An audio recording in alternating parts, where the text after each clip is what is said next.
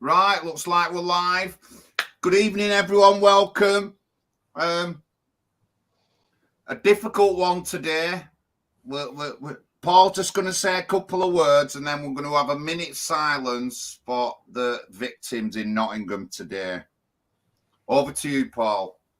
Yeah, we're a Christian party, and there is moments of tragedy like this, we draw close to God. I just want to pray for the victims of this brutal attack in Nottingham.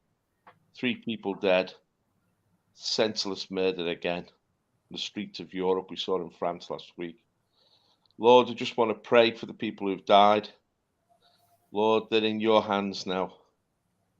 May they rest in peace and rise in glory. I want to pray for their families and their loved ones. Comfort them at this time.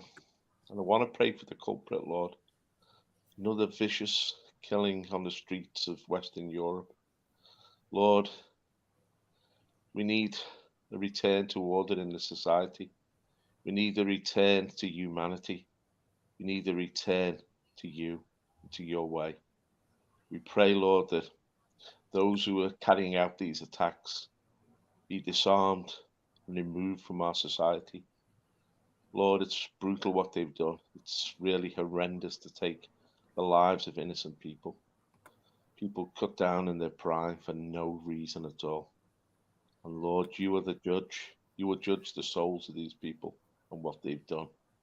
And Lord, we commit it all to your hands. And Lord, give us the strength to take control of our nation again. In Jesus' name, amen. Amen. Thank you, Paul. Thank you. National Housing Party. I'll just put our anti-globalism policy link into the chat, and we do have on our website, we've got a new free strike antisocial behaviour policy, which is very much wanted. Oldham suffers some of the worst antisocial behaviour in Greater Manchester. My area of Hollingwood is one of the worst areas in the Oldham borough for it. As people will know, there's been knife attacks, inappropriately talking to people, and a lot of antisocial behaviour that I've had to deal with this week. So we've got a new 3-strike antisocial behaviour policy in the website. If you want to go and have a look at it, I've just put the link in the chat there for you. Also, if you're on the website and you will, please donate. We still need leaflets. We still need to raise funds and stuff like that. Pat's got a campaign starting now. He's got 3 years in it, and he wants to get his leaflet done. I also want another leaflet done before I do another campaign next year, and we do need some more recruitment leaflets. So whatever you can do, please join him. But good evening, Arlene, Serena, Peter Smith, big respect, John, sorry, good old mate, Craig, I hope you're all right, my man, and Chris Farnley in the bottom there. Thank you for joining us, Chris. Please share it, mate. But yeah, as you can see in my background, the House of Thieves, and it was the expenses scandal 2008 that I went really ballistic and very anti-mainstream party. And I even moved to Bradford. I spent £1,000 getting there, and I didn't have much money. And I chased the Labour canvasser down the street in Homewood in Bradford. I did that myself. And I'd only just moved into the area 3 weeks before. People were coming out asking me. I said, I can't stand these politicians. They just suck all our money away. There's guys in Bradford getting 50-odd-inch tubular Ray televisions and all that while we're all struggling. And I was saying this in 2007, and it's one of the things that spurred me on to getting into the political regime. And now I am here leading a political party that's gathering hundreds of votes every year. So that's a bit about it. But as we've seen, Boris Johnson's quit. The other senior Tories have quit. There's a lot of scandal behind the Tory party to do with PPE contracts and stuff like that. Is Jamie there? Oh, wait, is he here now? Sorry, good evening, Jamie. Good evening. Jamie, good evening, John. Just give us good a little evening, bit everyone. These you PPE hear me? contracts that the Tories had over COVID lockdown. And it's not, these aren't little amounts. These aren't little amounts. The hundreds of millions of pounds that have gone to particular people who know particular people, this, that, and the other. And even though the Tories are doing it now, there's no doubt that when the Labour Party get in, they would do exactly the same. So don't think that they're out there, the Labour Party, saying, oh, no, the Tories do. They will do exactly the same because the people in power can get away with doing this. Doesn't matter which group is in power, they can get away with doing this. We've got some serious issues with the structure and how our houses of Parliament and Lords and all that is run. We've got some serious issues over it. I mean, there is other parties, I can't say exactly, but they have policies in about sorting all the House of Thieves out, and we've got to do something about it. And I mean, it doesn't just go into England. As we know, Nicola Sturgeon and her husband have been arrested and released in connection with hundreds of thousands of pounds to do with the SNP. And what that just shows you is that they're all at it. It's not one group against another. They're all at it. Doesn't matter the left, the Tories, Labour Party, the Lib Dems. Oldham councillors got a rise last year, a 3% or 5% rise last year. This is all the meantime. We've got a bloody grooming gang scandal going on. This is all the meantime while racial tensions are rising in the town because of certain sections of the community and the gangsters that run the council. But they got a pay rise. A couple of councillors didn't take the pay rise, but across the board, MPs have had a pay rise. Lots of councillors and councils across the country have had a pay rise. All the meanwhile, we're the ones whose money's being sucked away. We're the ones who have to pay everything, and we're the ones who can't say anything when we want to say something. But go on, Jamie, tell us about the PPE contracts to do with COVID. What went on there? It was just a simple fact of, he's my mate, he's got a bit of clout, let's get him some money and he can have all the profit. Absolutely. You know, I've been banging on about having juries in magistrates' courts, and traditionally, that was the way democracy should have worked. But they took that away and give us direct democracy.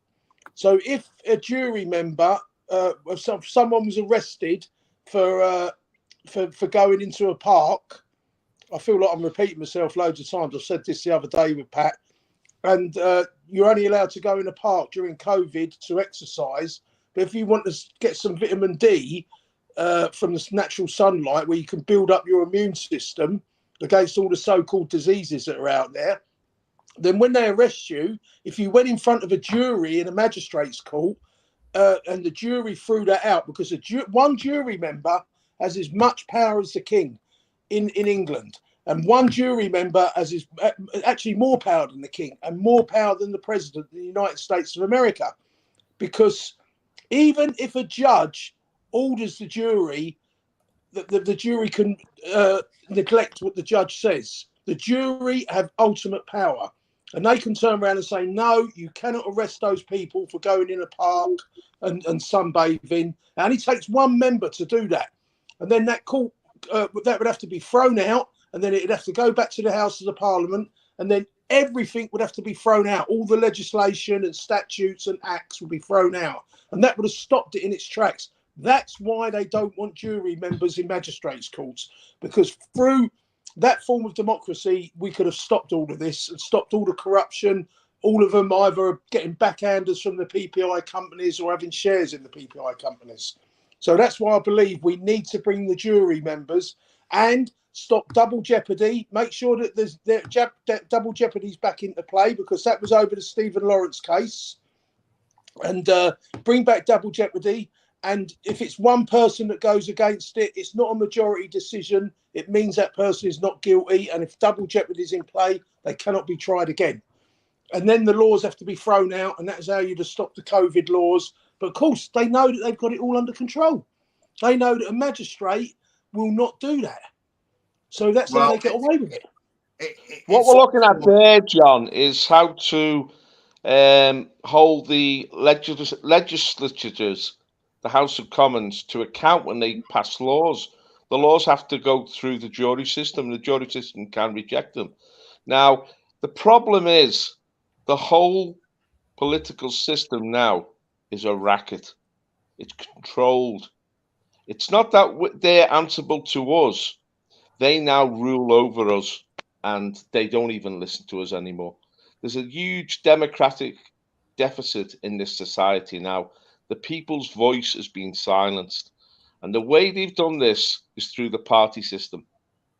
The Conservatives, Labour, Lib Dems, the Lib Lab Con, the one party, just like in America, they call them the Uni Party. And they vet everybody who stands for election and make sure they're yes men and they do as they're told. So the people in Parliament, rather than speaking on behalf of their constituents and speaking up for the good of the country, simply do as the party managers tell them. And the people have been shut out of the whole political process. And this has led to apathy now. People are disengaged from politics in this country. In Switzerland, for example, they have referendums regularly about issues. Because why should we allow these people to rule over us? We should be the rulers of our own country, we the people. And this is what we've got to do. We've got to mobilize the people. What we need is alternative vehicles, not just jury members, but different political parties that can really challenge the Lib Lab Con at the polls. We need to disarm them and break this this deadlock they've got on our system. Because what's happening now is, as John said, when Labour get in, and it's up to the elite who gets in, they'll decide if they want Labour back in.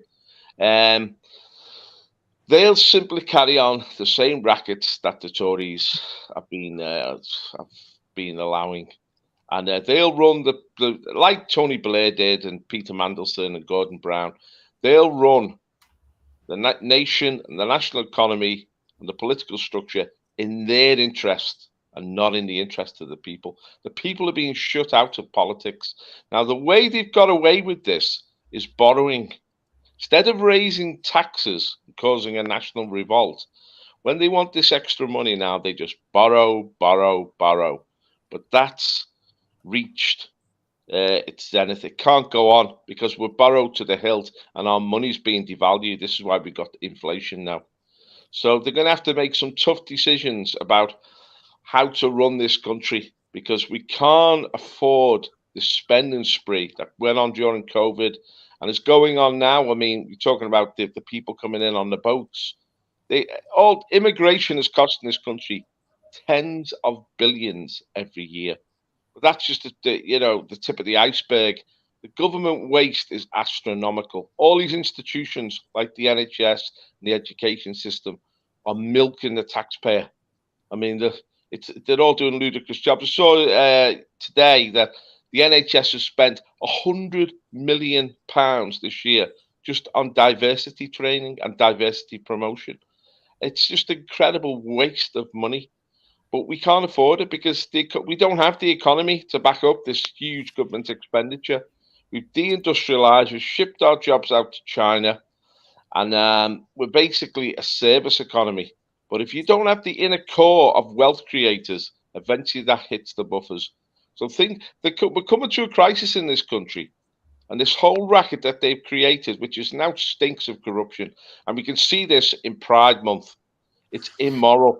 Immorality is now the new religion in this country, and people have lost respect for Britain and America, the whole English-speaking world who are on this Pride fiasco, and we need to talk about that tonight. But we need the citizens of this country to form their battalions and raise their game and challenge these people, and that's what the National Housing Party of the UK is all about. So Boris has sensationally quit. And Hold on. Let me just say something quickly. Oh. So, welcome to the show, everyone. Hello to the chat. Hello, Serena, Peter Smith, Arlene, Craig, Chris Thorney, The Roch, Mark Williams, Ragnar, White Ragnar, Serena, and everyone else. Yeah, going back to the magistrates thing, I completely agree with Jamie, what he said. We need to bring the jury back to the magistrate. And if some of the people watching don't know, when you go to a magistrate trial, the magistrate is the jury, basically, and he has a look at all your previous convictions. Could be a woman. They look at all your previous convictions, and they could easily be manipulated by other people if that's like when COVID was going on, basically. So if you went to the Crown Court, when you get a jury, they're not allowed to see your previous convictions, and the jury decide whether you are guilty or innocent. And the magistrate, the single man magistrate or woman will decide, and it's an absolute disgrace that they managed to change that. So I'm in total agreement with that, and they're slowly becoming more of a dictatorship the longer time goes on, and we've got to bring the power back to the people. Can I add something to that, John? Go on. Because if we did bring the jury back in the magistrates, because what Pat's saying there is that the magistrate is the judge and jury, and that's not right. It says in the Magna Carta that every man that goes before a court has the right to be judged by his peers, which is the common people. And that's not what's happening. It's been going on for God knows how many, 100 years, 200 years. It has to stop. And double jeopardy has to come back. And one person, it only takes one person, because if one person says that you're innocent, then you cannot be guilty beyond reasonable doubt. It's not a retrial. It's thrown out. It's done. So by putting the jury back in, that ends the magistrate system. It goes back to where everything is like in the Crown Court system, where that there is a judge and there is a jury, and and whatever the judge can direct the jury to say things. If a jury's strong, they can resist it. They can be threatened. You're seeing they're threatened. There's been cases, if we all look back in the past, where they've tried to threaten them and lock them in a room for days without no food and water. But if the jury was strong, they can't stop them. The jury can go against the judge's direction and either convict a person or release a person. Well, you know, it only takes one person. I'm a fan of common law, but the simple fact is we've been ignorant for ages with the law. And we've left it to them. I've always said this. We've left it to other people, thinking it's not our thing to get into, and they've promoted that as well. No, we'll look after you. We know what we're doing. These people know what they're doing, and we've left it a bit.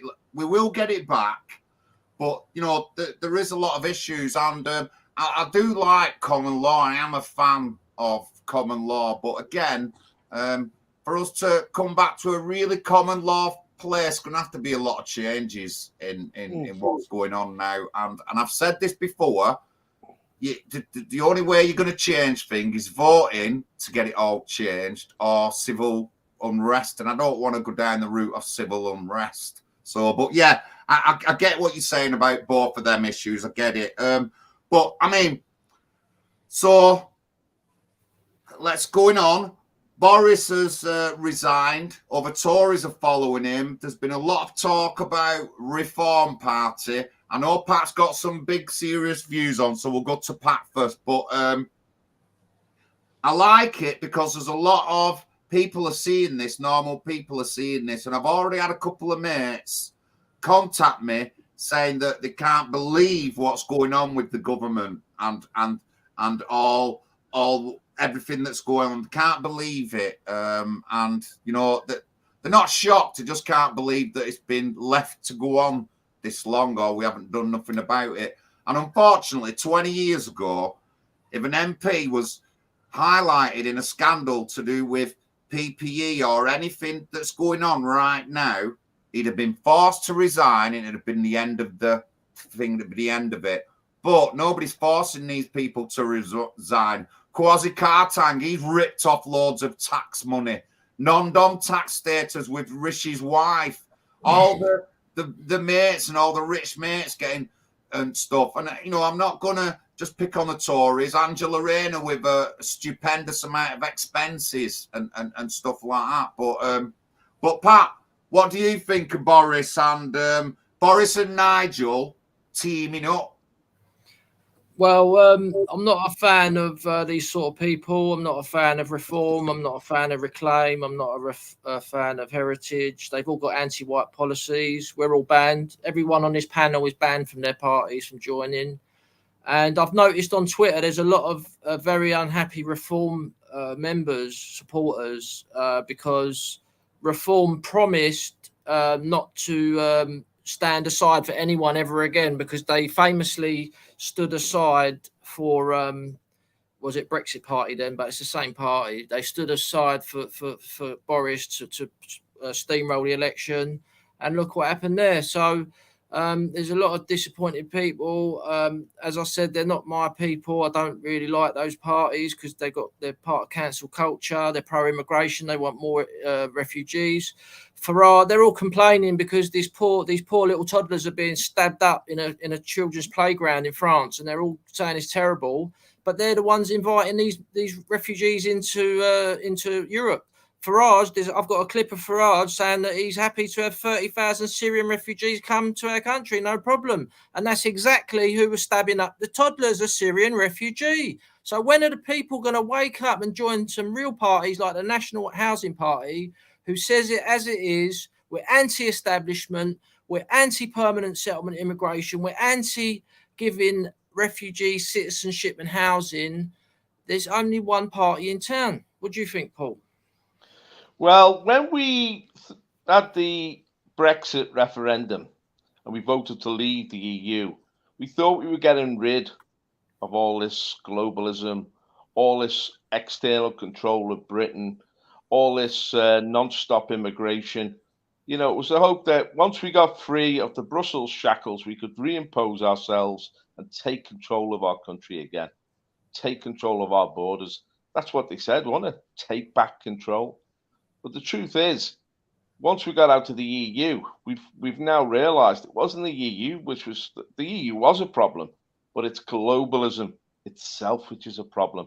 And Boris is a rampant globalist who believes in open borders. I mean, he won the election. Supposedly we left the EU, but we've seen immigration skyrocket. It's now over 1 million a year, gross immigration. So it's reaching record levels. It's doubled from what it was under Tony Blair. Who under Tony Blair, it was 10 times what it was under John Major. It went from 50,000 per annum to 500,000 per annum, and it's now over 1 million per annum. And Rishi Sunak has come in, the globalist appointed him. He wasn't elected by the Tory party members. I was in the Conservative Party at the time, and I voted for Liz Truss. But no, they dethroned Liz Truss and they put Rishi Sunak in charge, the globalists did. And he is just inviting the immigrants to come into Britain and take over. Now, he's promised he will stop the boats. But of course, that's an empty promise because he doesn't really have the power to do so. He's paying the French a huge amount of money to try and stop them on the French side. But the NGOs, who are financed by the likes of Soros and Bloomberg and Zuckerberg, the New York mafia, they're providing the boats for these people to come over. They're taking them to Calais and the north of France. The north of France is now like a transit camp. There's tens of thousands of people there just waiting to get on board these small boats and come to Britain. And there's no legal policy they put forward to stop it. We have to withdraw from these refugee conventions. The 1951 UN Refugee Convention, which was signed by the Labour Prime Minister Clement Attlee, we have to withdraw from that. We have to withdraw from the European Court of Human Rights, which Tony Blair sanctioned. We have to withdraw from these. We have to reclaim possession of our country again. If we left the EU for a reason, to get our sovereignty back. But the truth is, we've lost our sovereignty. We've lost it to these globalists. And unless we elect people into Parliament that wanted to put our borders back up and make strong borders and want us to stop this refugee invasion and to withdraw from these UN conventions and international conventions and make British law sovereign again in the United Kingdom, unless we do that, this immigration tsunami is just going to get worse and worse. We can see it on our streets now. The British people are being washed away. We've got an invasion of this country, and it's reaching momentum that none of us thought would happen. But I mean, you go into the cities now, where John talked about Bradford before. London's the same. Manchester, Birmingham, even Liverpool now. There is a mass population replacement. The British people are being pushed out, and into their place is coming hordes of third world immigrants. India is a prime source of immigration now. Albania, Pakistan, the whole of Africa, sub-Saharan Africa, the Islamic world, the Far East. Let's get to Britain and milk our welfare system and our benefit system. We've given out 20 million British passports since 1997. Let me repeat that figure. 20 million. That's a third of our population. This is suicide, national suicide. It's an emergency, really. We can talk about superficial politics, but the house is on fire, and we're just saying, look, we need action to put that fire out and save this nation. Because, I mean, Paul Golding said in a video on Twitter this week, we've got 20 to 25 years to save Britain. I don't believe that. I think we're in the last 5 years now, unless we take action, unless the British people finally wake up and vote for people who want strong borders. Jamie? Look, how can you argue with Pat when he's talking about Nigel Farage and Boris Johnson? They are beyond the pale. They've gone too far. Nigel Farage, there's a history of him standing and against the BNP, dividing their vote, and to let Labour in, of all parties. Then he stands down his Brexit party. Whatever anyone says, I believe he had a chance to destroy the Conservative Party. And now we look back on it, it didn't matter really, did it? Because they've destroyed Brexit anyway. If he was genuine, he would have stood against them, and he could have made sure he could have held Boris's feet to the fire at least. Well, so he's proved now he is an establishment figure. And it's just ironic that they both joined up together. But Lawrence Fox and Andrew Bridgen, I would give them. Sorry. Hang on, Jamie. Let me have a say. Let me just jump in. In Big John's little world, I hope that Boris has quit and Nigel Farage has quit, because you know in 10 years I'm going to be the fucking nemesis. That's what I hope in my little world. That's what I'm praying for. But sorry, Jamie, go on. So I'm going to give, look, I hear Pat that says that Lawrence Fox is part of cancel culture. And I mean, they're going, and he needs to be challenged on this, Lawrence Fox. If he's part of cancel culture, we can't have nothing to do with him. If he really truly means zero immigration, and that means all immigration, right? So they're the two main lines that we have to test Lawrence Fox on. So he wants to, he's good on the vaccine. He's good on climate change. So we've got to test him on cancel culture and immigration. If he can pass them tests, I think we might be able to work with them. Otherwise, we have to stand against them and fight them. But we can throw out that we can show them the hand of peace and tell them that, you know, we will work with you, but you can't cancel out people. That's not right. And you must, when you say zero immigration, we have to understand. We have to get him to explain exactly what he means by zero immigration. And if he doesn't pass our test, then we can't stand with him. But if he does, we know that that Andrew Bridgen is a virologist. We know that they're against climate change, and so they're halfway there. They're 3/4 of the way there. Let's see if we can get them on council culture and really zero immigration. And then there might be some common ground we have with them. Let me explain to you why that these sort of people will never say stop giving out UK passports. The reason they'll never say it is because once you do that, you are basically admitting that immigration has been a total disaster, and they will never do that. That's my opinion. But in my opinion, Lawrence Fox is not going to get a good vote in this election in Uxbridge. It's going to be humiliating. It's going to demoralise his supporters. No one's going to want to join them because of that. And they should be concentrating on local elections. He's got so much money, he could have an army of people out knocking on doors, winning local elections, and then build it up, and then that's how you take power. But I might be wrong. Let's see what happens. No, the thing is, it's ideas that count.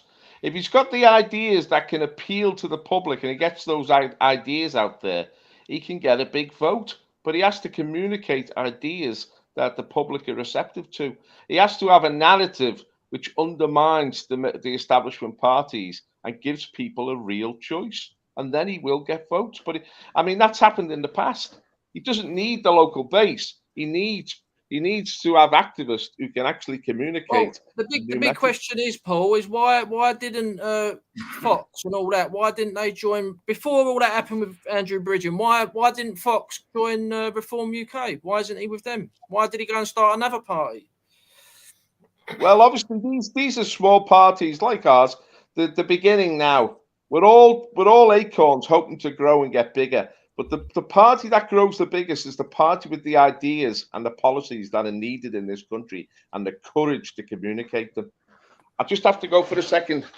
Right. Well, let me get in.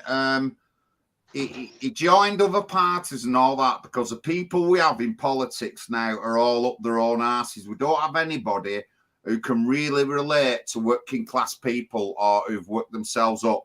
And people might have a go at me. There is one person, though, who I do think's got some of them qualities. And that person is Angela Rayner. I know people are going to go... Knicker flasher. Yeah, but only because because she lives in Ashton and so close to Oldham, I can understand the roots of her family and how she got brought up. I can't understand Lawrence Fox's. He's beyond me. He's on another level. I can't understand Nigel Farage. John, that's a good point. It's a good point because all those four parties, UKIP, Reform, even the SDP, if anyone knows who they are, you've got SDP, Reform, and UKIP and Reclaim and Heritage. They're all publicly school educated. Yeah, all of them. Yeah. Could I come in on that one? Could I come in on that one, John? Go on. Right, we're all working class here, right? Now the thing is, the beauty of it is, if we can get common ground with Lawrence Fox's Reclaim Party, if he backs down from council culture, if he really means zero immigration, this means because he's going for the middle class areas, and we won't stand on each other's toes. Let him have the middle class areas. We'll take the working class areas. So it's a hand in glove fit.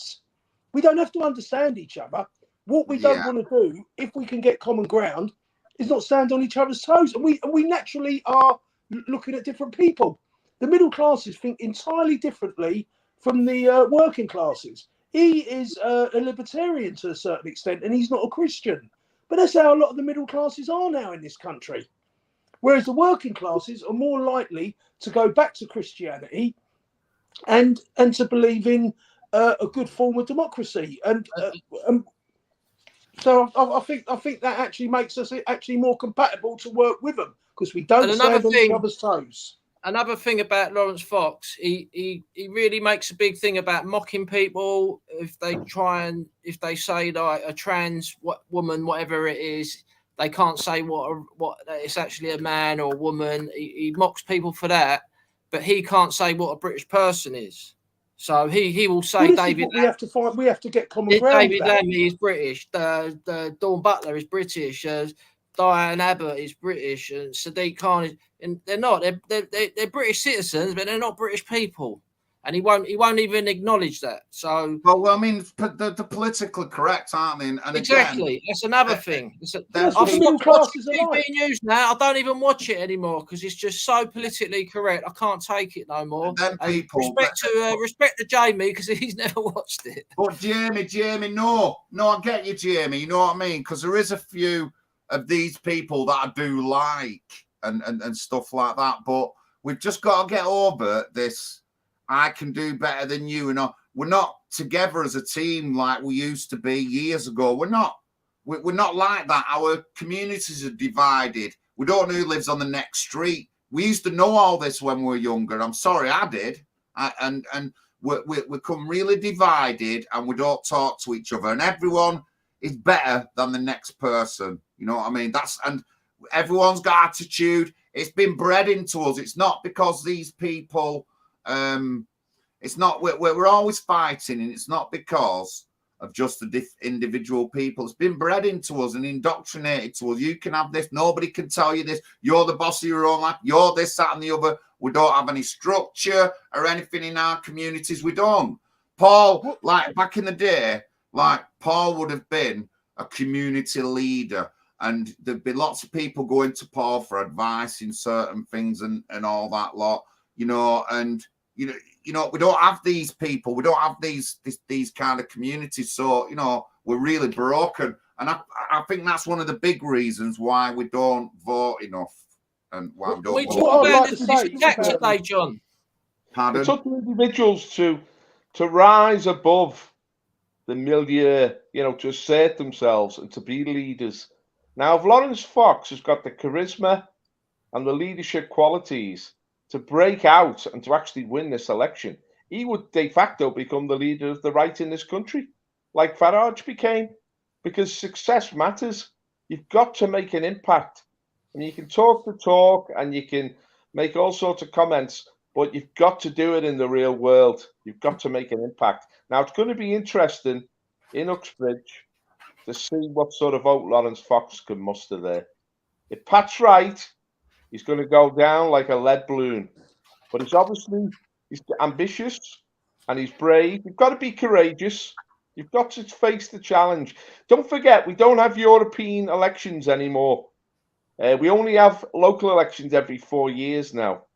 Parliamentary elections. Only in the big cities, Paul. Everywhere else, they're every year, the local elections. The big cities are very important, though. Most people Can live in I add big something to Lawrence Fox, which is what made him a little bit more humble? But the opportunities don't come up now to actually campaign during elections like they did even 5 years ago. So when the opportunities do arise, you've got to seize the moment. This is your one chance to get on the stage, make an impact, share your ideas, and galvanize support. And it's up to Lawrence Fox to do that. Can he do it? We shall see. But what makes Lawrence Fox more interesting than ever now is the fact that he's got Andrew Bridgen. Now, anyone who knows Andrew Bridgen, I've been following him for years and years. He is a very down-to-earth MP. Looking at him, you would think he was a Labour MP, an old-fashioned Wedgwood Bennite. And he doesn't look like, because as John's talking about Angela Rayner, there is no Labour people, in my opinion, like Ben, left in that party anymore. The old Anthony Wedgwood Ben. There were some really good Labour people there. But there's Andrew Bridgen, and he actually, when they first started speaking, he actually said, we have to remember that immigration has affected the working class communities. He made sure that Lawrence Fox understood that. And then he also said that his school is coming down to a school in his constituency is coming down to Westminster, and he let Lawrence Fox hear that he does the Christian service with them before they go into Parliament. So he was reminding Andrew Fox of Christianity, and he was reminding Lawrence Fox that it's the working classes that feel affected by immigration, and this is going to have an effect on Lawrence Fox, and it's a positive effect. But we need to build a party. That's what we're about. We need an alternative vehicle. John, so there's a third constituency. There's a third constituency There was 3 MPs altogether, isn't there? 3 or 4 MPs that resigned. So there's one in Selby in North Yorkshire. So Reform, who the air has come out of their balloon when Andrew Bridgen joined the Reclaim Party, and all that air has gone into the Reclaim Party balloon, right? And they both decided not to stand on each other's feet. Reform's on their way out. I believe that Lawrence Fox and Andrew Bridgen are on their way up. I believe, because we're not a collective, people can hear that we don't always, we agree to disagree. And I believe Lawrence Fox could get a massive vote in this thing, in this election. But can we talk about this attack today, John? But there's another constituency up for grabs, isn't there? In Yorkshire. Selby. Well, Selby. they've quit. They've quit. They've not quit the Tory party. They've quit as members of Parliament. So there will be more than likely by-elections. But they're not going to win, though, are they, John? Everyone. I know. I'm just sick and tired of the Tories. I get it. I'm just telling you what I think's going to happen. I think there's going to be by-elections. If not, there'll be a general election, and the new MPs will get picked through there. But they'll do anything not to have a general election. Sunak's got to bring in CBDC. The main thing is, whatever is happening there is going to be beneficial to us and better for us. That's overall. People are really pissed off. On my next leaflet, I'm going to have a big section on all this, and say how they're all just screwing us over, all of them. I think it'll have a better effect for the independents and independent parties like ours. So good luck to them all. I'll be looking at GB News and seeing what's going on. If I can get down to any hustings that are going on, maybe I should try and get down to hustings. If I can get to a Lawrence Fox husting, Lawrence, are you going to cancel me because I've been a member of Britain First? That's what we need to find out. That's what we need to find out. Yeah. So we know it already. But right. So let's go on about today now. Nottingham, he's been identified as an African migrant. That's all we know so far. They haven't said whether it is terror related. A lot of people have suggested it is, but mainly on all the news channels, I've watched them all today. None of them have specifically gone towards that. They've had chief inspectors, detectives, everything on every single news channel all day about this. What are people's thoughts on it? And where do we go from here, Pat? Well, I just said we've got to go very shortly. For 70 years, or more, almost 80 years now, the British people in this country. Paul, he's just asked me to speak. No, I've got to go, Pat. I've got to go to a meeting. Go on then. Let's see you then. Let Paul go. Go on, Paul. Yeah, for 80 years, the British people have been conditioned to accept ongoing immigration and demographic replacement. All the problems that have come with immigration have been brushed under the carpet, and the media and the politicians and every institution in this country has connived to do that. But all the time, we have seen the British people be dispossessed in our own country, politically, in terms of control of our cities, and even our safety and security. And this is just another example. They'll whitewash this, they'll brush it under the carpet, and they'll say there's no problems with multiculturalism, but we live in a madhouse now. Things are going from bad to worse. And sadly, unless we rally ourselves and assert ourselves again politically, no more apathy. Join this party, join the National Housing Party of the UK, and make your voice loud and clear that we need change. We must stop all permanent settlement immigration.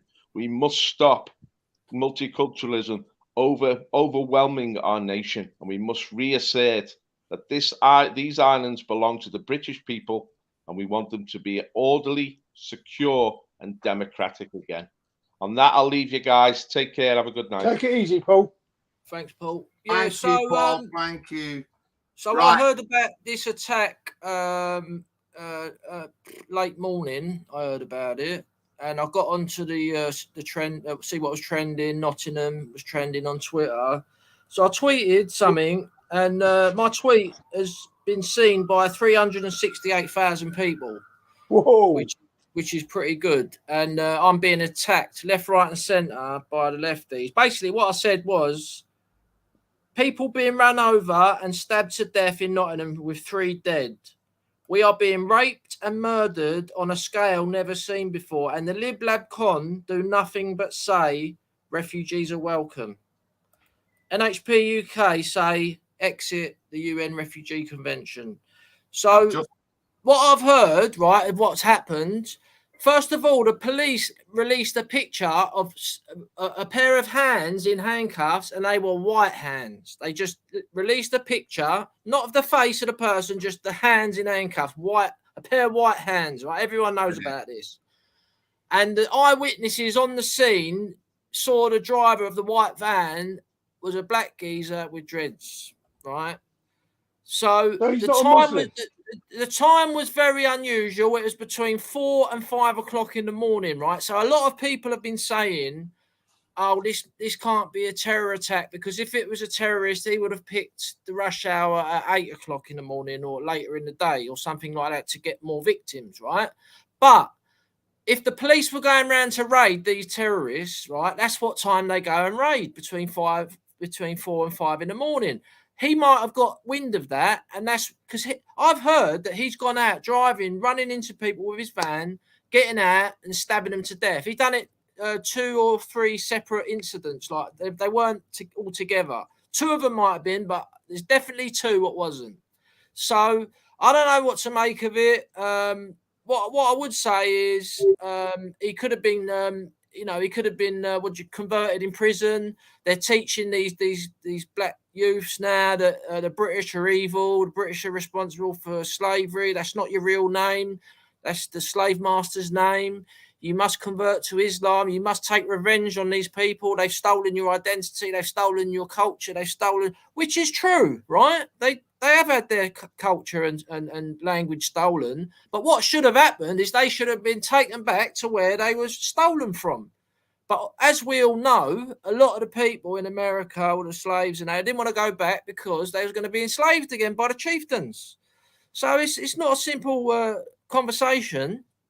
But yeah, it's I don't know what to make of it. But what I do know, he has learnt that style of killing people from all these terrorist attacks. Whether he's a terrorist or not, he's learnt it because it's happening so much. This would never have happened in the 1960s. Something like this, running people over in a van and getting out and stabbing them with a big knife to death. I hand over to you guys. Right, just let me get in. Put some links into my social media, into the chat.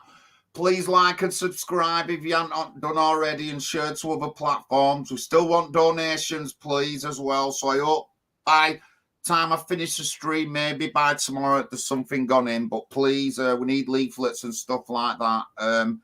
I'd love to get to Nottingham if I could, down to and do some on-the-spot reporting, but it's looking like everything about him is coming out. There's been absolutely multiple witnesses, independent witnesses. GB News have had 2 separate independent public witnesses on the show already today. The BBC have interviewed all these people. There's loads of different kinds of footage and stuff like that. A couple of big questions is that I've heard mentioned a couple of times today by different media organisations. Was this guy already on some kind of watch list? Was it I think that some are suggesting he's already a criminal, but nothing is final. But it's just disgusting. Just last week, I was posting, or just the week before, I was posting about the Disbury Mosque that is still open, where Salman Abedi got radicalised, where 24 people have been arrested for terror charges who've been to that mosque, where the mosque has had 2 separate investigations, inquiry into hate preachers there, and the mosque is still open. The mosque is still open. So really, I don't think the government give a flying anything about the state of our country and whether we're being stabbed, run over, knocked down, or whatever. It doesn't think. I don't think they really care. I'm really angry today, and I nearly lost it today. Not just because of them expensive, the money that they've all rifled off us, but over this Nottingham thing, and people are shocked. And I don't know why people are shocked. If you knew anything, you knew that we was going to have another attack like this because the government aren't doing. Do you think it's a Muslim, John, a Muslim terrorist? Possibly. After what happened in France and what happened in Liverpool, we cannot dismiss that guy has used Christianity to get into the country. We can't dismiss it. Not after Liverpool. We cannot dismiss it. And I want everyone to realise that if you say that to someone and they have a go at you. Oh, what, have they come out and said he's a Christian? Is that what you're saying? Yeah, that's what they've said at the moment. They've said he's a Christian, but we don't know enough. And I just don't know. Oh, this particular guy, no. This particular guy, no. They haven't said nothing about him. They haven't said nothing about him, whether he's Muslim or Christian or anything. Someone just said in the chat the white van is to blame. They've got to blame Whitey somehow, Pat, haven't they? And if they have to point at the white van, that's the only thing they can do. But the carers were in today, and I said to one of them, I said, well, I know it's not a white person. She went, why? Because they've not mentioned white once or far right or anything on the videos or on any news channel today, which tells you that it's not a white person.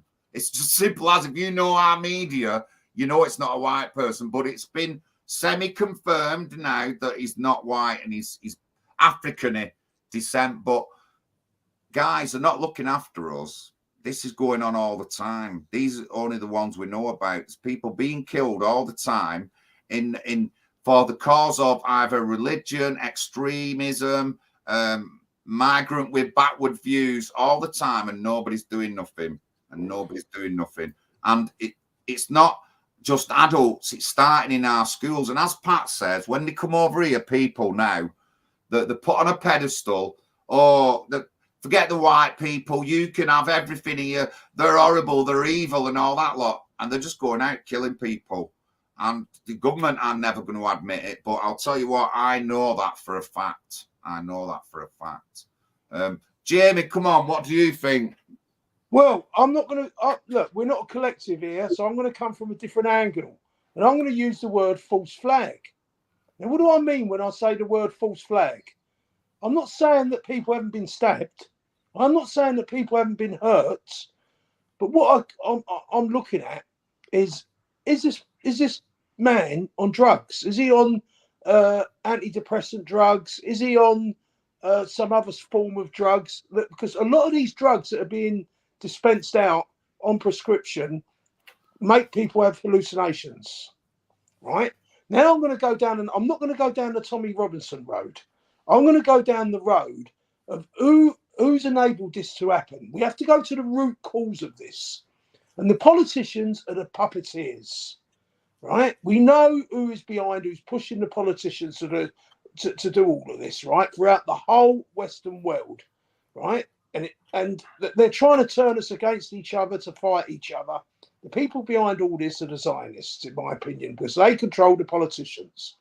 And then where does that lead us to? It leads us to the Labour Party. The Labour Party in these places up in the north of England, maybe not in particular in this case, right? They watch the Muslim rape gangs and they enable them through the social workers, right? Through the Labour councillors and the Labour social workers. And they tell the police, if you start picking on these people, you'll be racist.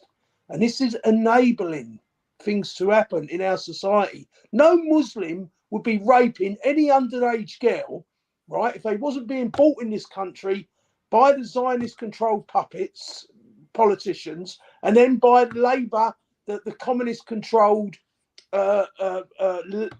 Labour social workers and Labour politicians, in councillors and MPs, threatening the police. who are terrified because they might have a mortgage and children, so they just don't want to get involved.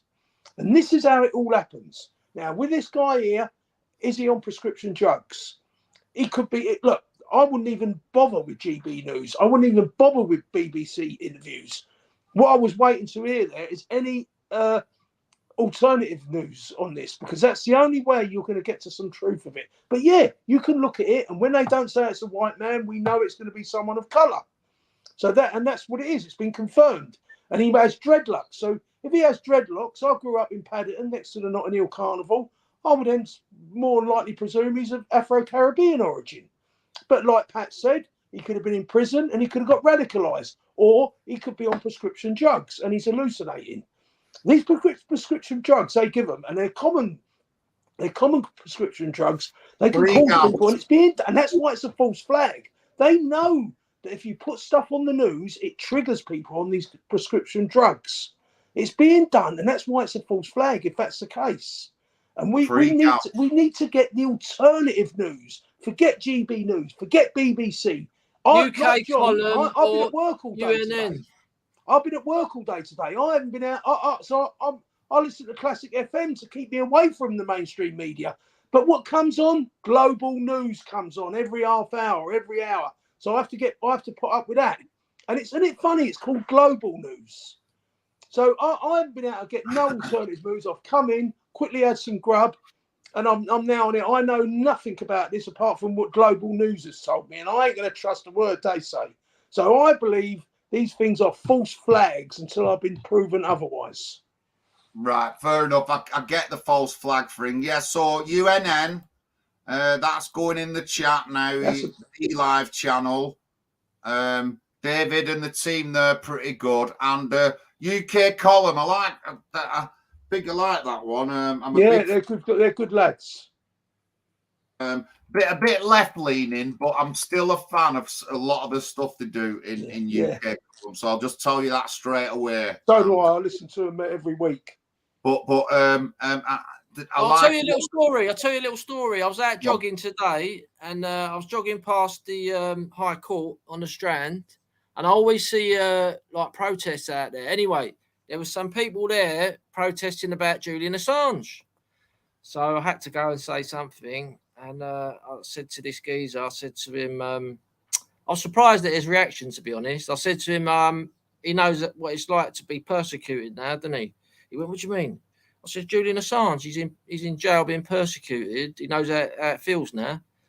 And he went, "What do you mean?" I said, "Well, he published all the BNP members' membership details, their personal details on the internet for Antifa to go and attack them, basically, and infringement on their rights." And he said, "I completely get your point."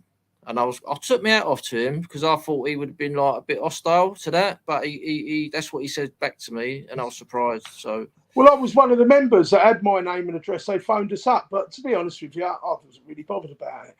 Yeah, but there's other people, Jamie, some elderly women and that were quite intimidated. Well, my wife was pregnant. People lost their jobs and all sorts. It's wrong what they've done. My wife was upset. She was pregnant at the time. But, the thing is with Julian Assange, he wants freedom for everyone else, apart from the indigenous British people. Yeah, I'm not a fan of Julian Assange. He's a lefty. If you went to him about the grooming gangs, he'd certainly start calling you racist. I'm just saying. Now, I know he's done some stuff, but he's just two-faced. He got rid of the BNP's list as well. So, no, I don't conform to him, and I think he's a really leftist, and a lot of the people who follow him are either leftists or that way. He's a no borders, like globalist communist. I'm not a fan of him at all. I'll give something positive what he said. He did expose Hillary Clinton, the Clintons' crime family before the Trump election in 2016. Yeah. And he released it like little time bombs every week leading up to Trump winning that election. But like I said, if I ever the person I'll listen to and believe is the person when I go up to him and ask him about the rape gangs agrees with everything I say. If you don't, then I haven't got fucking 2 minutes for you. Don't matter who it is, right, left, or anything, and nobody can say anything to me considering how much I've done and how many court cases I'd been to. So, and he's one of them. But anyway, it's just crazy. It's just crazy, honestly. It's just crazy, Pat. So what are UNN News saying about this stabbing, this guy? And what has UK Column News? Have they said anything about it I don't think UK Column News has said anything yet. I did get on earlier on, and David was mentioned the thing, but I haven't been on since, and I want to get a full show where it's going. You can trust these people a lot more than. Yeah, definitely UNN. Yeah. If David knows anything, he'll say it. And UK Column News as well. I think they would. So we have to look out for. I'll be looking out. So ukcolumnnews.org, isn't it? www.ukcolumnnews.org. They are on Facebook, and I'll just get the Facebook thing up now. Well, but we can't really say much about it because all we're getting is mainstream news stuff on it. As far as I'm concerned, it's a false flag until then. That doesn't mean to say I don't. I mean, that French one, I was on Gemma O'Doherty's channel. She reckons that's a complete and utter false flag. She reckons it was fake. That French stabbing. Really? I mean, what I would say about that is it is a bit like an extreme thing to do, to just go and stab a load of little toddlers. Why didn't you do it? These people are on psychotic drugs, and I mean prescription psychotic drugs. If they're genuinely doing it. You don't know what he's on, do you? Yeah. But anyway, no normal person surely could do that, Pat. It's just madness. We'll have to wait to see what they say about things. Now, the French guy, I think that he said Christian, he was Muslim, said Christian to get in, just like the Liverpool guy did. It's easy to do. And even though these guys have done things, there's other people who've said this, but they haven't gone on to commit horrendous crimes, but they've got many other people who've said this throughout the board of all these people who come over. Loads of them cry it all the time, but we're never going to see them figures. But it's a big thing, and we should be worried about it, guys. Don't think that you shouldn't be talking about it. If you want to question your MP, your Labour councillor, or your local councillor about it, question them. Question them. I just want to say to people, if you've got a general grievance and you want to question your local councillor or MP, question them. If you want to go to a local meeting, a council meeting, or a public meeting, if you want to go to them and contact me if you want to support you, or Pat if you're down south or anything like that. Let's get to these meetings and start calling them out in the meetings. I've done it successfully half a dozen times into the Greater Manchester Mayor, and he must have a team of people watching my social media now and stuff that I say, because I'm very critical of both the Labour Control Council in Manchester and GMP Police. So, you know what I mean? So they know who I am. So let's get to these meetings. Thank you for joining in, everyone. Thank you, Pat and Jamie, for your time. And thank you, Paul. Please donate to the party. We need some more leaflets. Come on. Hopefully, Pat will have his new leaflet out soon. Then he's going to need people helping him in London. And I'm sure we can get a bit of a team together now. We've got more people. I can say we are going to be in 25th. No, I can't say about London on 25th, can I? No. Right. So anyway, so please join our party. Links are in the chat. I'll just put our party link up now. Thank you for joining, guys. Any last words or anything? Thanks for everyone who's watching. We're campaigning away. You know, we've got multiple elections we're targeting. If you want to stand in local elections, please get in contact with us. If you just know a good area, what might be good to run in, we can start leafleting it early and things like that. We started this party to stand in local elections. That's how we made change in this country. The BNP pressure forced the government to promote UKIP, which backfired on the establishment. We got Brexit, and it all came from BNP winning local seats, around 100 seats in the 2000s. So Thanks for watching. And What about Nicola Sturgeon tonight? Did we talk about Nicola Sturgeon? Hardly. No. Let's talk. Let's talk a little bit. So, Nicola's been arrested. She has been released. She's absolutely claiming that she's innocent. Omas Yousaf is saying the same thing. I don't see any within the SNP. I don't see any so much strife, but I don't see that the other parties are doing enough to get in. If you're Scottish, honestly, you need to vote the SNP out. Can't believe you've left them in. 600 or 800,000 pounds the shifty about, which has gone into their pockets. Meanwhile, all you Scots are freezing. You've got the shittest transport system in the UK, probably the worst in Europe. You're getting high levels of immigration. Your hotels are filling up with illegals. It's LGBT, XYZ. It's every letter under the sun in Scotland. So you just better pull your asses out and get stuff done. I can just tell you that I think there's a demo going on in Elgin this weekend on Saturday against one of the hotels. I know that because I just know. But if you're in Scotland, why don't you go to an hotel demo if you want to get out and do something? I know. Let me just say something, John, quickly about that thing in London. What's coming up in the next couple of weeks? We are having something in London. If you want to come to it, please get in touch with us. You can email John or myself, patrick.mcginnis at nationalhousingparty.uk or john.lawrence at nationalhousingparty.uk. So, yeah, if you want to come along to it, it's just a little gathering we're doing, and going to be a few speakers and that. Please get in touch, and we'll let you know where it is and that. So, yeah, Nicola Sturgeon and the SNP up shit creep. But again, you know, I spent some time travelling around Scotland. I went to Aberdeen the other week. We went past Elgin. So if you've got 3 members in Scotland now. We've got 3 members in Scotland, but and we're getting some links up. I've already put out quite a few hundred of our recruitment leaflets. I did a lot out in Glasgow, and then I did some delivering in Muir of Ord. We did 500 in Muir of Ord. All I can say about the SNP is I just hate them because I'm a unionist, and I don't like any party who wants to break up the union and divide the British people. They are the enemy to me. Any party who wants to break up the union is the enemy. I'm trying to protect this country, and people trying to break it up are not my sort of people.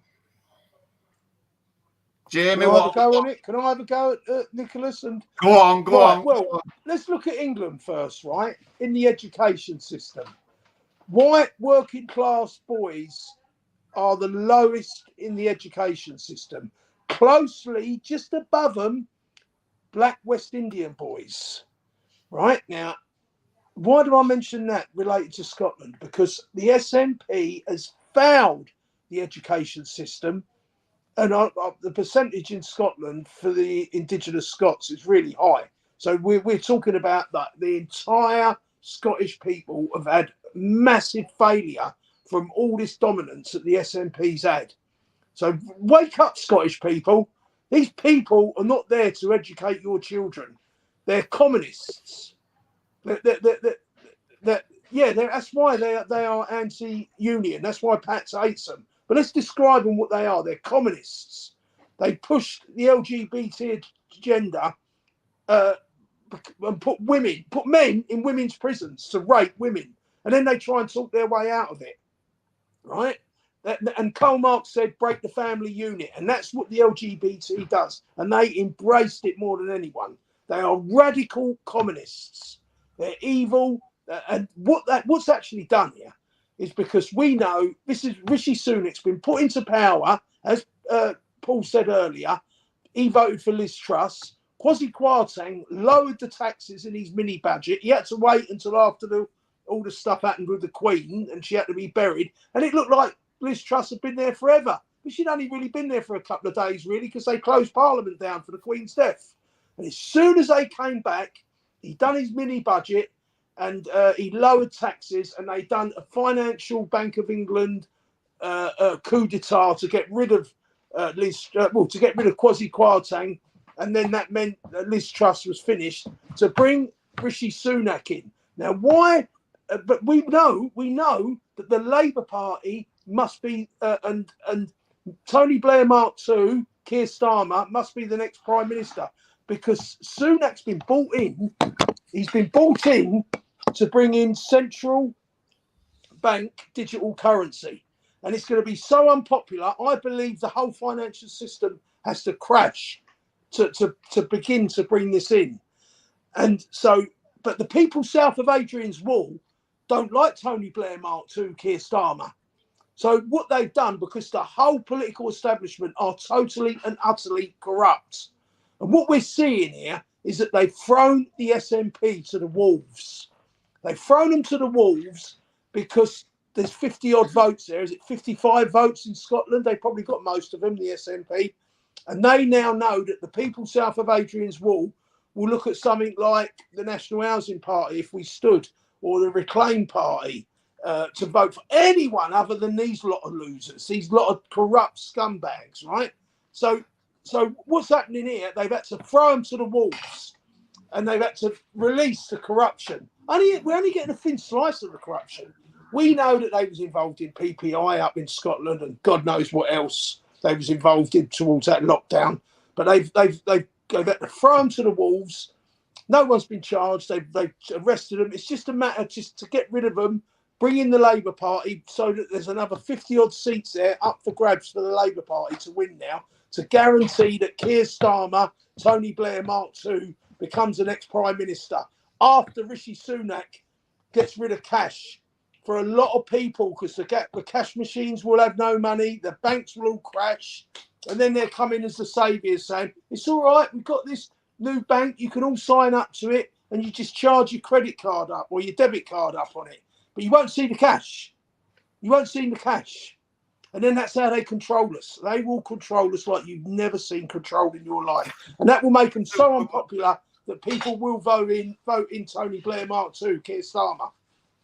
So Labour in Scotland think they're going to do well. You're right. There is signs that if they got, like you said, if Labour in Scotland get in, they'll have that many more seats, and then it'll give them a big power across the entire country. Then a big pull. If they don't manage to get enough seats in like the UK, they'll have all them seats in Scotland. South of Adrian's Wall, yeah. Anna Sarwar. So we could have, there could be Labour Anna Sarwar as First Minister if they ever got to win. But I don't think they're going to get in myself. I really don't. But don't be negative, people. Don't be negative. Things are changing. I'll tell you that. You don't see it on the screen. It don't show you on GB News. Don't show you on BBC. But things are changing.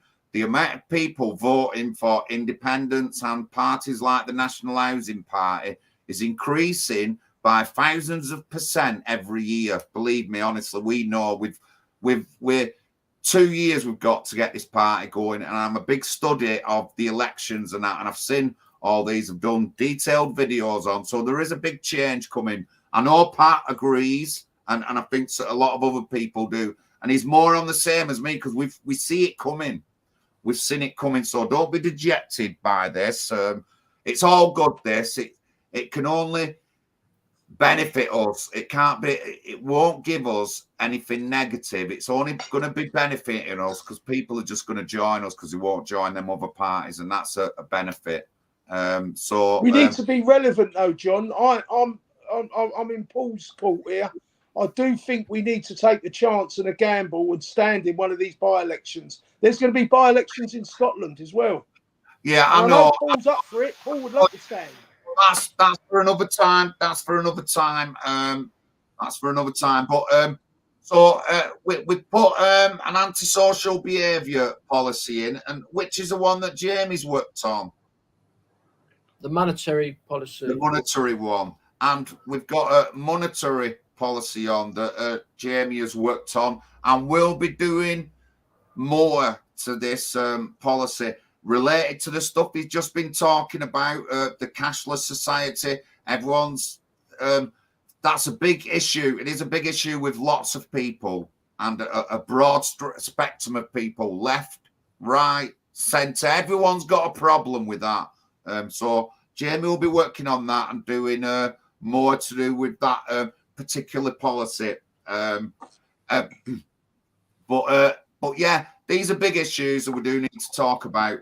We'll get round to it next time, and we will talk about more about these. But I'm a bit of a devil's advocate, me, because at the moment I don't care what happens to me, and I'm much more myself. I'm much more okay to use my Apple card. I understand the consequences of all this and that, but you know, it's not the biggest thing that So let me just clarify to the viewers what the policy is that we've just put up. Is we want to go back to the gold standard, and at the moment they are printing money out of thin air, and catastrophe is on the horizon. It's just a matter of time that it's going to happen. So we need to go back to the gold standard, where every single bit of paper money was backed up by a little bit of gold in the bank. We want to ban interest, banks charging interest for loans, and we want to basically nationalise the Bank of England back into the hands of the British people and taking it away from the international central bankers. That's that policy. Then we got the climate change policy. We want to ban, want to repeal ULEZ, 15-minute cities, LTNs, carbon-free housing by 2035 target they put on that. We want to repeal all these ridiculous climate change hoax targets.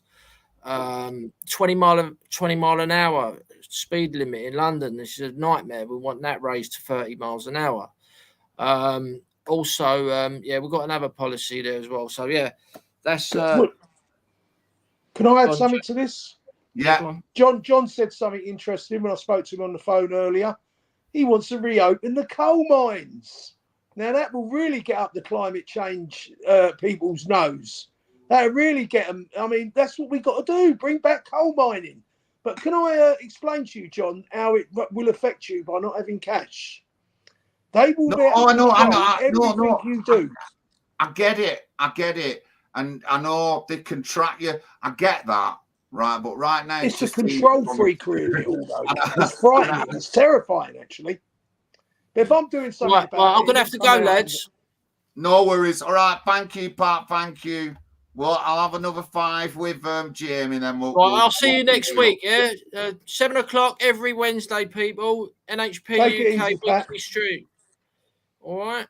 No. Bible class tomorrow. My boy wants me to show you his coin collection. He's got silver coins here. How they used to be made. Dated from what kind of coins? And some of these silver coins, they were actually made of silver. You know, the silver became less and less in the old 2 bob bits or florins or whatever you want to call them. Sorry, tell him where he found some of them. Yeah, we found some in our garden because we had an ancient pond. Hyde Park. Oh, right, okay. But anyway, getting back. Wait, let me just get Bible class tomorrow, guys, on a Wednesday. Email Pat if you want to come to it, and next Tuesday we'll do another stream. Go on, Jamie. Yeah, it's just the control freakery of it all. This is not being done. It's all about control. They will turn round and say to us, once it's in there, come in as the saviour and say, sign up to this bank account, which you will never see cash again. And they'll give you about 300 quid, maybe even a monkey, 500 quid, just to sign up to it. But once you've signed up to it, you're done for. Because all of a sudden, one day, you'll get a text message or there'll be a news alert saying, oh, because of climate change, because you're only buying things on your debit card, it gets charged up. You don't see cash. Because of climate change, you can only have so many litres of petrol or diesel this week. And then a few weeks later, they'll come up and say, because of climate change, because cows make a lot of methane gas when they pass wind and when they do their number twos, you can only have 7 ounces of red meat this week. And if you try to buy more red meat on your card, you won't be able to. Like, you won't be able to get.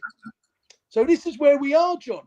It's and of course, if you can't get any cash jobs, so everything you spend, the central controlled inland revenue will see every single penny you spend, and it all has to add up. If you're not working for a company and you work for yourself, it all has to add up so that they can track every penny that you spend.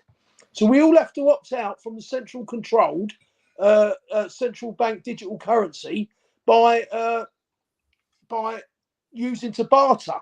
And that means people have got to get into farms. We can't all get into farms, and we have to find other things to trade with and to use. And Bitcoin is important in all of this because it's not centrally controlled. Yeah, all right. I get what you're saying, right? But I mean, why I'm maybe not as I'm not saying this, but like I live in Oldham, right? And like we've got the market and things like that, and you know, like there's Asians who work on the market, and I know they don't. Most of them won't want cash to go, but a lot of the times I feel that I'm less.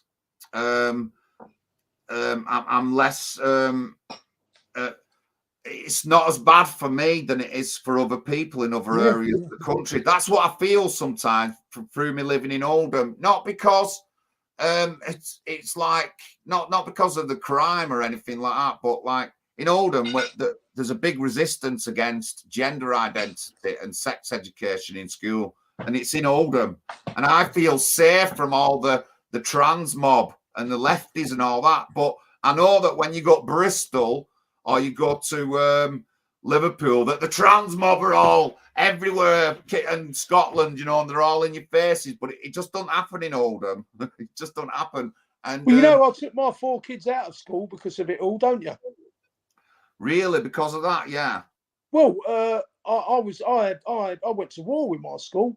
It started off with Brexit, and I got rid of 2 headmasters, 1 chair of the governors, and I fought the 3rd one and a teacher who attacked one of my sons over climate change because he told him it's a load of rubbish. My kids had seen Extinction Rebellion down at Westminster.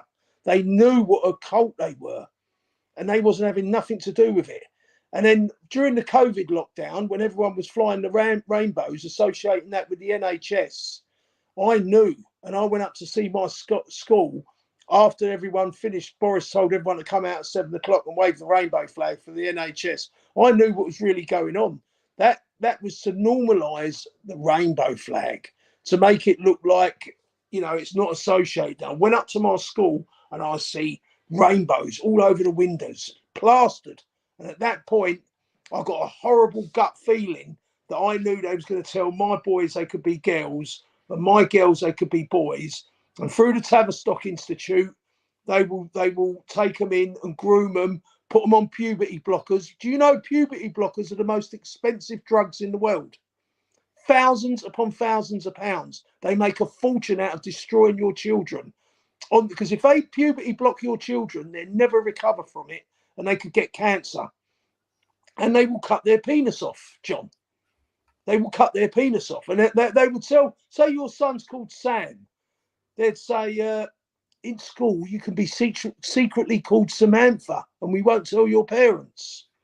And it's all that sort of stuff. So that was when I saw the rainbow flags on the windows. That's when I took my children out of school during the lockdown. And that was it. I'm done. I'm homeschooling ever since. It's been difficult, but you cannot trust the state. It's so much now that's came out in the open. The police have came out. The schools have came out. You can't trust none of them anymore. And it's not about the ordinary copper. They're Freemasons at the top of the police force, and they're all satanic. And it's just everything that we've seen. And another policy. I mean, look, there's going to be so many policies. I believe what we're doing, we've got to be radical, opportunistic, and we've got to be daring, like who dares wins. And I call it ROD.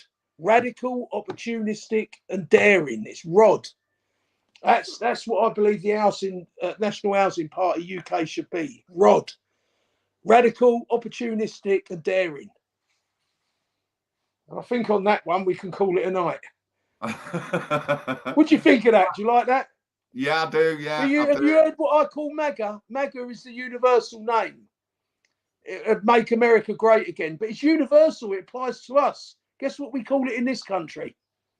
Go on. Make Albion great again. The ancient name of Britain was Albion. Albion, yeah. So these are little things. It applies to us. It's universal.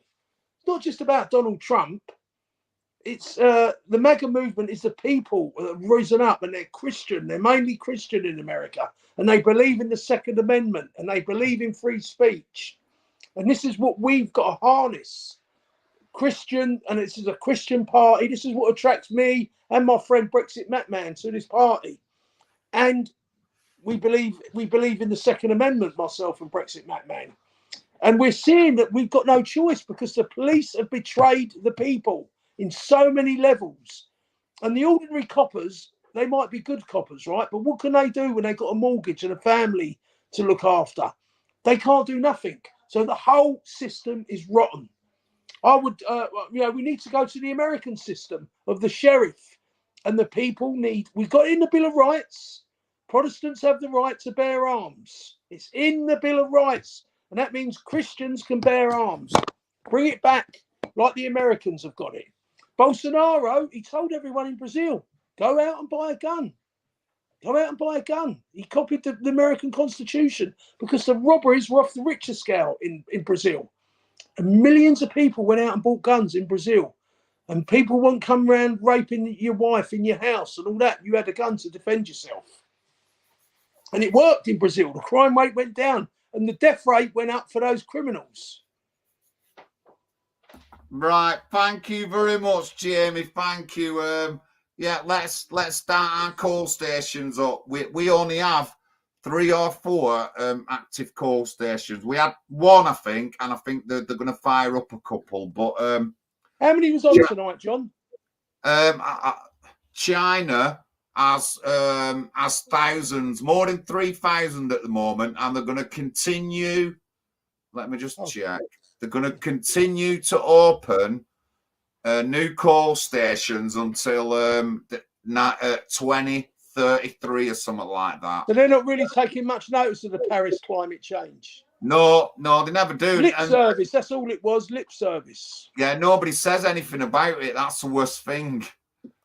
They're known as a growing new economy. Well, they're about 7,000 years old, China. I don't see how they're a new economy. But it's all about destroying the West. Everything all this is targeted towards us. Climate change deindustrializes us. And with deindustrialization comes depopulation.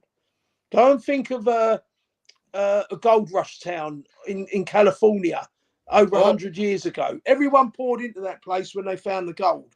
When the industry went, there was an industry built around that gold rush. When the gold went, all the people went. They disappeared.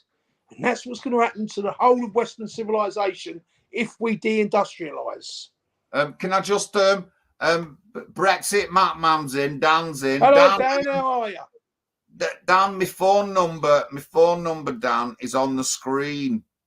If you want to get just I don't know if you phoned me already, Dan, but Jamie said you wanted a word about that meeting I went to the other week. But my number's on screen there, and thank you for joining us, Dan. Thank you very much. And give my best to Calvin when you do see him. To give my best to Calvin. You might be seeing him sooner than you think, John. Hey! Say no more. Thank you very much, everyone, for tuning in. A bit of a busy one tonight. We'll see you tomorrow for Bible class, and we'll see you next Tuesday for another stream. Watch out for our social media as well. Plenty of links in the chat. Donate if you will. Look at our party website. We're actually going to be looking at changing the website, so we're moving forward with things. If you want to help us anywhere, get in contact with me and Pat through email. Pat's got 3 years now till his next election, and we think he's going to do exceptionally well in his area for a small party as we are. So follow us there. But thank you, Jamie. Thank you, mate. And I'll catch you up soon. Thank you very much, John. Good night. Thank you, mate. Thank Good night, you. everybody. Thank you to everyone in chat as well. Thank you.